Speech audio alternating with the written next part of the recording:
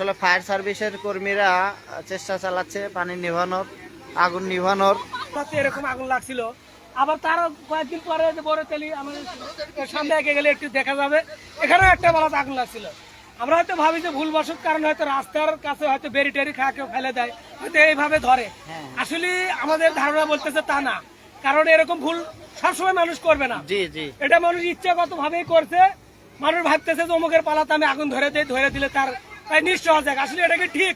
না একদিন না, হয়তো তাই ভুলে আসলে ফায়ার সার্ভিসের কর্মীরা চেষ্টা চালাচ্ছে পানি নিভানোর, আগুন নিভানোর।